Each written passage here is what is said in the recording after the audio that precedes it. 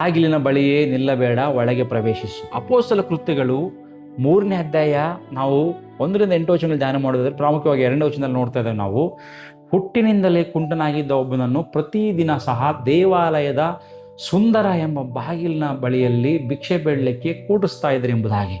ಪ್ರಿಯ ದೇವರ ಸಭೆಯೇ, ಈ ಮನುಷ್ಯನು ಸುಂದರ ಬಾಗಿಲಿನ ಬಳಿಯಲ್ಲಿ ಕೂಳ್ತಾ ಇದ್ದನು, ಆದರೆ ಅವನ ಜೀವನ ಮಾತ್ರ ಎಷ್ಟು ಮಾತ್ರಕ್ಕೂ ಸುಂದರವಾಗಿ ಇರಲಿಲ್ಲ. ಪ್ರಿಯರೇ, ಅವನು ದೇವಾಲಯಕ್ಕೆ ತುಂಬ ಹತ್ತಿರವಾಗಿದ್ದನು, ಆದರೆ ದೇವರ ಶಕ್ತಿಯಿಂದ ದೇವರ ಮಹಿಮೆಯಿಂದ ಬಹಳ ದೂರವಾಗಿದ್ದನೆಂಬ ಸತ್ಯವನ್ನು ಇಲ್ಲಿ ಅರಿತುಕೋಬೇಕು.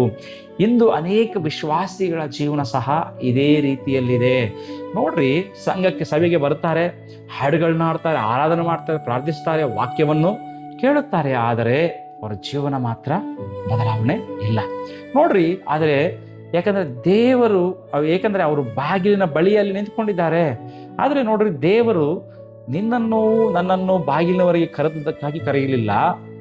ತನ್ನ ಸನ್ನಿಧಿಗೆ, ತನ್ನ ಶಕ್ತಿಗೆ, ತನ್ನ ಉದ್ದೇಶಕ್ಕೆ ಒಳಗೆ ಕರೆದುಕೊಂಡು ಹೋಗುವುದಕ್ಕಾಗಿ ಕರೆದಿದ್ದಾನೆ. ಸತ್ಯವನ್ನು ಅರ್ಥಕೋಬೇಕು ಪ್ರಿಯರೇ. ಆ ಕುಂಟನು ಹಣವನ್ನು ಕೇಳಿದನು, ಆದರೆ ದೇವರ ಹೊಸ ಜೀವನವನ್ನು ಕೊಡಲು ಅಲ್ಲಿ ನಿರ್ಧಾರ ಮಾಡ್ತಾ ಇದ್ದಾನೆ. ನೋಡ್ರಿ, ನಾವು ಅನೇಕ ಬಾರಿ ಸಣ್ಣ ಸಣ್ಣ ಆಶೀರ್ವಾದಗಳನ್ನು ಮಾತ್ರ ಕೇಳುವಂಥವರಾಗಿದ್ದೇವೆ, ಆದರೆ ಸಂಪೂರ್ಣ ದೇವರು ಮಾತ್ರ ಸಂಪೂರ್ಣ ಜೀವನವನ್ನೇ ಬದಲಾಯಿಸಲಿಕ್ಕೆ ಆತನು ಬಯಸುವಂಥವನಾಗಿದ್ದಾನೆ. ಪ್ರಿಯರೇ, ಪೇತ್ರನ ಹೇಳ್ತಾ ಇದ್ದಾನಲ್ಲಿ, ಬೆಳ್ಳಿ ಬಂಗಾರ ನನ್ನಲ್ಲಿಲ್ಲ, ಆದರೆ ನನ್ನಲ್ಲಿರುವುದು ನಿನಗೆ ಕೊಡುತ್ತೇನೆ. ಅದೇ ನಜರೇತಿನ ಯೇಸು ಕ್ರಿಸ್ತನ ನಾಮದಲ್ಲಿ ಎದ್ದು ನಡೆ ಎಂಬುದಾಗಿ ಆತನು ಹೇಳ್ತಾ ಇದ್ದಾನೆ. ಗಮನಿಸಿ, ಪೇತ್ರನ ಮಾತುಗಳನ್ನು ಮಾತ್ರ ಹೇಳಿಲ್ಲ, ಅವನ ಕೈ ಹಿಡಿದು ಎಬ್ಬಿಸಿದ್ದಾನೆ ಎಂಬುದಾಗಿ ಎಲ್ಲಿ ನೋಡ್ತಾ ಇದ್ದೀವಿ. ಆ ಕ್ಷಣದಲ್ಲೇ ವರ್ಷಗಳ ಕಾಲ ಇಲ್ಲದಿದ್ದ ಬಲ ಅವನ ಕಾಲುಗಳಲ್ಲಿ ಹರಡುಗಳಲ್ಲಿ ಅರಿತು ಎಂಬುದಲ್ಲಿ ದೇವರ ವಾಕ್ಯದಲ್ಲಿ ನೋಡ್ತಾ ಇದ್ದಾವೆ. ಯೇಸುವಿನ ಒಂದು ಸ್ಪರ್ಶ ಸಾಕು ಇಡೀ ಜೀವನವನ್ನೇ ಬದಲಾಯಿಸಲಿಕ್ಕೆ. ಗಮನಿಸರಿ, ಅವನು ಹುಟ್ಟಿನಿಂದಲೇ ಕುಂಟನಾಗಿದ್ದ. ಜನರು ಅವನ ಹೆಸರನ್ನು ನೆನಪಿಸಿಕೊಳ್ಳಲಿಲ್ಲ. ದೇವಾಲಯದ ಬಾಗಿಲಿನ ಭಿಕ್ಷಕ ಎಂದು ಮಾತ್ರ ಅವನನ್ನು ಅಲ್ಲಿ ಗುರುತಿಸ್ತಾ ಇದ್ರು. ಆದರೆ ಯೇಸು ಒಂದು ಕ್ಷಣದಲ್ಲಿ ಅವನ ಗುರುತನ್ನೇ, ಅವನ ಐಡೆಂಟಿಟಿಯನ್ನೇ ಅಲ್ಲಿ ಬದಲಾಯಿಸಿದನು. ಪ್ರಿಯರೇ, ಇಂದು ಲೋಕವು ನಿನ್ನನ್ನು ನನ್ನನ್ನು ಸೋತವನು, ನಿನ್ನಿಂದ ಏನೂ ಆಗುವುದಿಲ್ಲ, ನಿನ್ನ ಜೀವನ ಮುಗಿದು ಹೋಯಿತು ಎಂದು ಹೇಳ್ತಾ ಇದೆಯಾ? ಇವತ್ತು ಹೇಳಬಹುದು. ಆದರೆ ಯೇಸು ಹೇಳ್ತಾ ಇದ್ದಾನೆ, ನೀನು ನನ್ನ ಮಗನೇ, ನನ್ನ ಮಗಳು ಎಂಬುದಾಗಿ. ನಿನ್ನ ಪರಿಸ್ಥಿತಿ ನಿನ್ನ ಗುರುತಲ್ಲ, ಕ್ರೈಸ್ತನಲ್ಲಿ ನೀನು ಹೊಸ ಸೃಷ್ಟಿ ಎಂಬುದಾಗಿ ಆತನು ಹೇಳ್ತಾ ಇದ್ದಾನೆ. ನೋಡ್ರಿ, ಇವತ್ತು ಜೀವನ ನಮ್ಮನ್ನು ಗಮನಿಸುವಾಗ ಪ್ರಿಯರೇ, ಮೊಟ್ಟ ಮೊದಲದಾಗಿ ಸಮಸ್ಯೆ ಬಾಗಿಲಿನ ಬಳಿ ಕುಳಿತುಕೊಳ್ಳುವಂಥದ್ದು. ಸಮಸ್ಯೆಯನ್ನು ನೋಡುತ್ತಾ ಜೀವನವನ್ನು ಕಳೆಯಬೇಡ, ಆದರೆ ದೇವರ ವಾಗ್ದಾನಗಳ ಕಡೆಗೆ ಎದ್ದು ಹೆಜ್ಜೆ ಇಡುವಂಥದ್ದನ್ನು ನಾವು ಕಲ್ತ್ಕೋಬೇಕು ಪ್ರಿಯರೇ. ಎರಡನೇದಾಗಿ ನೋಡುವಾಗ, ಮನುಷ್ಯರ ಸಹಾಯವನ್ನು ಮಾತ್ರ ನಿರೀಕ್ಷಿಸಬೇಡ. ಮನುಷ್ಯರು ಹಣ ಕೊಡಬಹುದು, ಆದರೆ ಯೇಸು ಕ್ರಿಸ್ತನು ಹೊಸ ಜೀವನವನ್ನು ಕೊಳ್ಳಿಕ್ಕೆ ಇಷ್ಟಪಡ್ತಾ ಇದ್ದಾನೆ. ಮೂರನೇದಾಗಿ ನೋಡುವಾಗ, ಹಳೆಯ ಗುರುತನ್ನು ಬಿಟ್ಟು ಬಿಡು. Forget your old identity, existing identity. ನೋಡ್ರಿ, ನೀನು ನಿನ್ನ ಭೂತಕಾಲವನ್ನಲ್ಲ, ನಿನ್ನ ವೈಫಲ್ಯವನ್ನಲ್ಲ, ದೇವರು ನಿನ್ನ ಬಗ್ಗೆ ಹೇಳುವುದೇ ನಿನ್ನ ನಿಜವಾದ ಗುರುತು. That is the true identity. ಅದನ್ನು ನಾವು ಅರ್ಥ ಮಾಡ್ಕೋಬೇಕಾಗಿದೆ ಪ್ರಿಯರೇ. ನಾಲ್ಕನೇ ವಿಷಯ ನಾವು ನೋಡುವಾಗ, ನಂಬಿಕೆಯ ಮೊದಲ ಹೆಜ್ಜೆಯನ್ನು ಇಡುವಂಥದ್ದು. ಪೇತ್ರನು ಎಬ್ಬಿಸಿದಾಗ ಕುಂಟನು ಸ್ಪಂದಿಸಿದ್ದನು, ದೇವರು ಇಂದು ನಿನ್ನ ಮೊದಲ ಹೆಜ್ಜೆಯನ್ನು ಕಾಯ್ತಾ ಇದ್ದಾನೆ. ನಾವು ಇಡುವರಾಗಿ ಇಡೋಣ.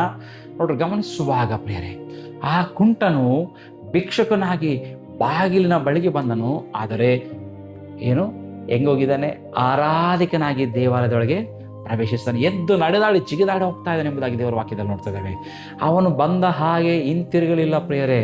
ಇದು ಯೇಸು ಕ್ರಿಸ್ತನು ಸಹ ಅದೇ ಕಾರ್ಯವನ್ನು ಮಾಡುವಂತವನಾಗಿದ್ದಾನೆ. ನೀನು ಅಳುತ್ತಾ ಬಂದಿದೀಯಾ? ನಗುತ್ತಾ ಹಿಂತಿರುಗುವಂಥ ವ್ಯಕ್ತಿಯಾಗಿರುತ್ತೆ. ಭಾರ ಹೊತ್ತುಕೊಂಡು ಬಂದಿದೆಯಾ? ವಿಮೋಚನೆಯೊಂದಿಗೆ ಹಿಂತಿರುಗುವಂಥ ವ್ಯಕ್ತಿಯಾಗಿರುವಂಥ ಆಗಿದೆಯಾ? ನೀನು ಸೋಲಿನೊಂದಿಗೆ ಬಂದಿದೆಯಾ?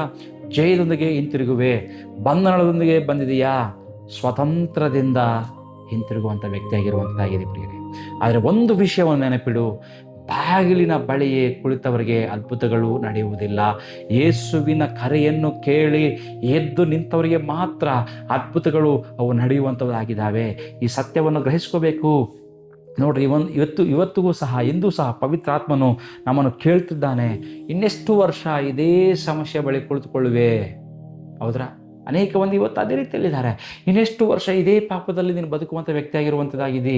ಇನ್ನೆಷ್ಟು ವರ್ಷ ಇದೇ ನಿರಾಶೆಯಲ್ಲಿ ನೀನು ಸಿಲುಕಿಕೊಳ್ಳುವೆ? ಎದ್ದು ನಿಲ್ಲು, ಸ್ಟ್ಯಾಂಡ್ ಅಪ್, ವೇಕಪ್. ನೋಡ್ರಿ, ಯೇಸು ನಿನ್ನನ್ನು ಭಿಕ್ಷಕನಾಗಿ ಉಳಿಸಲು ಆತನು ಬಂದಿಲ್ಲ ಪ್ರಿಯರೇ, ಸಾಕ್ಷಿಯಾಗಿ ಎಬ್ಬಿಸಲಿಕ್ಕೆ ಬಂದಿದ್ದಾನೆ. ಇನ್ನು ಮುಂದೆ ಜನರು ನಿನ್ನನ್ನು ನೋಡಿ, ಇವನು ಒಮ್ಮೆ ಮುರಿದು ಹೋಗಿದ್ದವನಾಗಿದ್ದ ಎಂದು ಹೇಳುವುದಿಲ್ಲ, ಆದರೆ ಇವನ ಜೀವನವನ್ನು ಯೇಸು ಸಂಪೂರ್ಣವಾಗಿ ಬದಲಾಯಿಸಿದ್ದಾನೆಂದು ಹೇಳುವಂಥ ವ್ಯಕ್ತಿಗಳಾಗಿರ್ತಾರೆ. That is the difference when you will come to Christ. ನಾವು ಅರ್ಥ ಮಾಡ್ಕೋಬೇಕು ಪ್ರಿಯರೇ, ಇಂದು ಬಾಗಿಲಿನ ಬಳಿ ನಿನ್ನ ಹಳೆಯ ಜೀವನ ಮುಗಿದು ಹೋಗಲಿ. ಯೇಸು ಕ್ರಿಸ್ತನ ನಾಮದಲ್ಲಿ ದೇವರ ಸನ್ನಿಧಿಯಲ್ಲಿ ನಿನ್ನ ಹೊಸ ಜೀವನ ಆರಂಭವಾಗಲಿ. ನೀನು ಬಂದ ಹಾಗೆ ಹಿಂತಿರುಗಬೇಡ. ಯೇಸುವಿನ ನಾಮದಲ್ಲಿ ಎದ್ದು ನಡೆದು ದೇವರನ್ನು ಮಹಿಮೆಪಡಿಸು ಮತ್ತು ನಿನ್ನ ಜೀವನವನ್ನು ಬದಲಾಯಿಸಿದ ಕ್ರಿಸ್ತನ ಜೀವಂತ ಸಾಕ್ಷಿಯಾಗಿ ಲೋಕದ ಮುಂದೆ ನಿಲ್ಲು. ದೇವರು ನಮ್ಮನ್ನು ಆಶೀರ್ವಾದ ಮಾಡಲಿ ಪ್ರಿಯರೇ. ಆಮೇನ್.